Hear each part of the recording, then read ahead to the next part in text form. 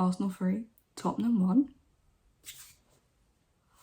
Hello guys and welcome back to my channel, and today's video is going to be a review of the Arsenal versus Tottenham game, which ended up in Tottenham losing.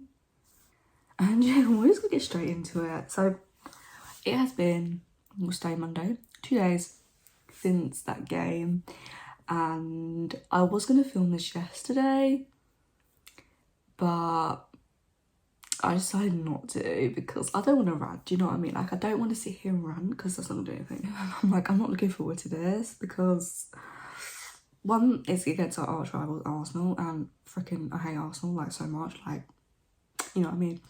And the fact that it's our first loss of the season, like it's not, well, technically the first loss of the season in the Premier League.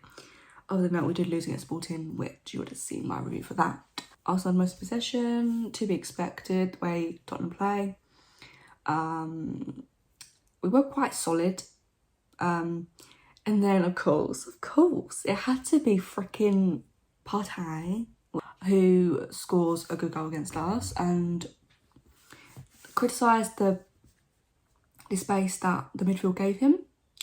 But there's no way Lloris was going to save that shot. And of course it had to be him. Other reasons not regarding football as to why he should not be playing at this current moment in time, but that's for another time. But yeah, it just had to be him, didn't it? Just had to be him. But I was like, I do think that woke Tottenham up a bit. We were getting forward a lot more, creating some say half chances, whatever. The final ball could have been better. But then Arsenal made a few mistakes at the back. Gabriel taking Richarlison down in the box. Now, if you don't say that's a penalty, then don't talk to me because that was a stonewall. So yeah, so Richarlison wins us a penalty. Obviously, Kane takes it up against Ramsdale. Kane goes straight down the middle when normally he would have gone to each side. But yeah, so it ends up being 1-1. And then I would say after that, Tottenham were the better side, leading up to half time. And yeah, obviously we weren't as clinical as we should have been. We kept giving the ball away cheaply. The final passes were not there. And I do think if we managed to get those final passes in that first half, then I definitely think the result could have been different. And come to the second half, Arsenal come out, I'm assuming how they start the first half, and there's a few mistakes that happen. Lloris, obviously he saves it's like a shot, palms it, but it's in front instead of to the side. Romero sort of comes in, kicks it back to him, then the ball goes underneath Lloris, and then you have Jesus who just, taps it in. So then Arsenal end up going 2-1 up. But even when they were like 2-1 up, you would have to say that Tottenham was still in the game. Like we could have got back into the game, and it ended up being a draw. And then around, 65th minute mark, Emerson makes a challenge on Martinelli, and he ends up getting sent off. So then I was going to say Arsenal were down to 10 men. No, that was last season. Tottenham were then down to 10 men. Let's speak about this red card. For me, it's not a red card. For me, it was definitely like a yellow. You've seen other challenges like that in previous games this season, and they've been given like a yellow card, like none of us been given a red card. So that's where I'm like, there's no consistency, so how can, you know what I mean? And let's be honest, Martinelli played it. Like, he was rolling around. Maybe it probably did hurt, whatever, but he was rolling around.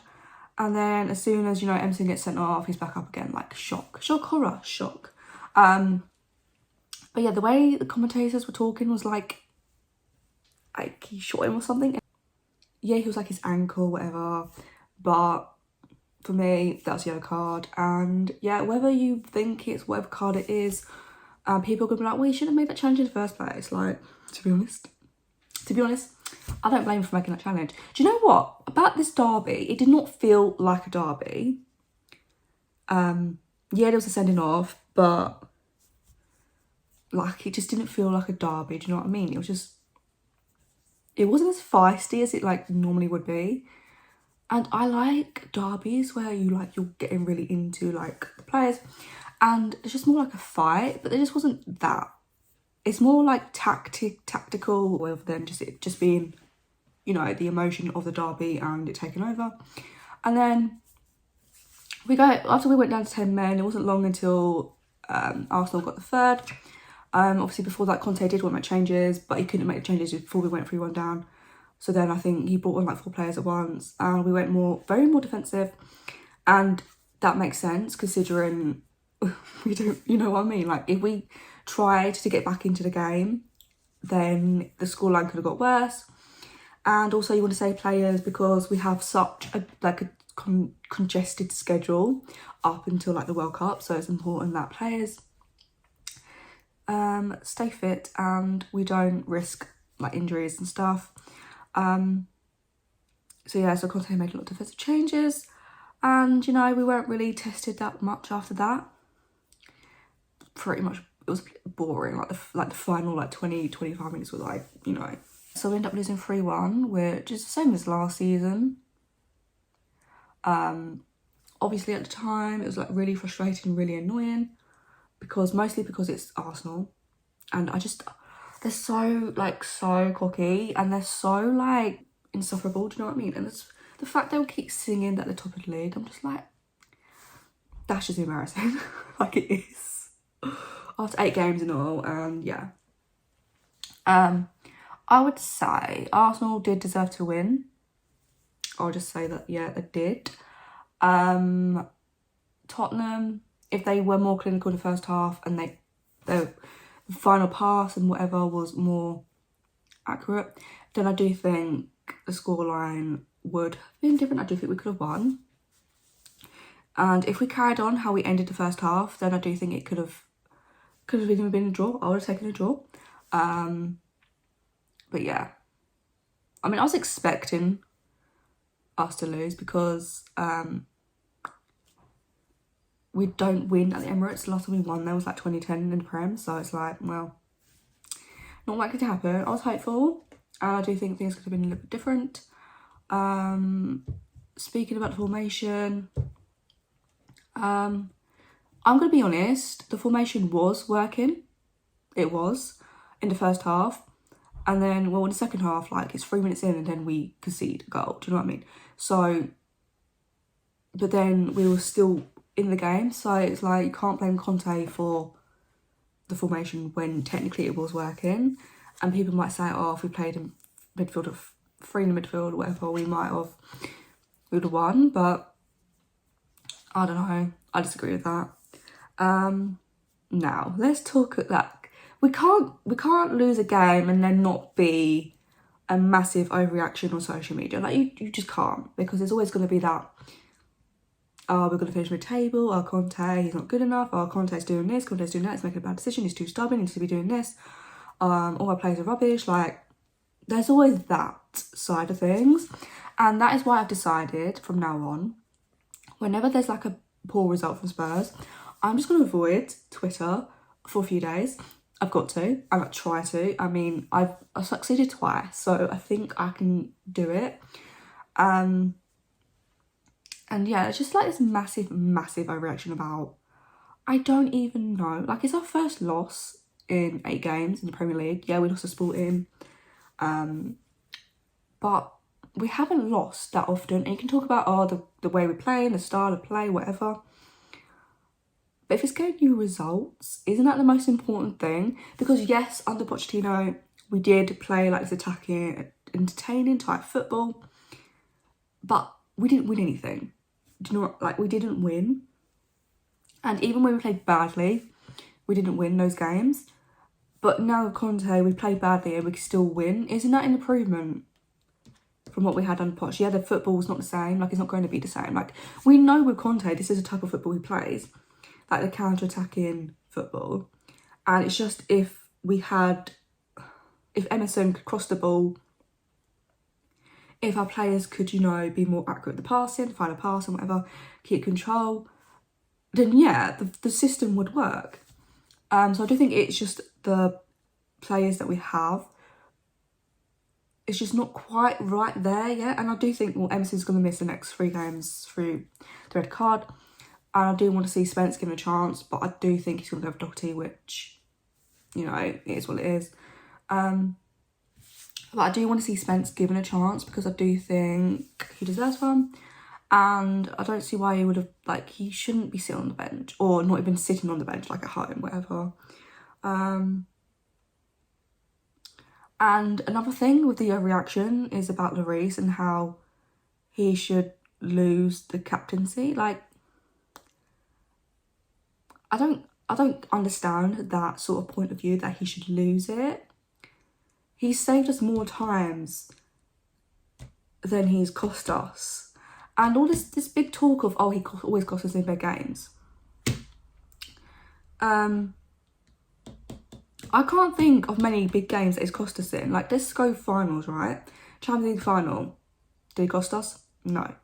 We had a penalty in like the first minute. Like, what could he do about that? And then it was downhill from there. And then like we never scored in the final. But the race has never cost us in the final. Not that I can remember. And people mention West Ham this season.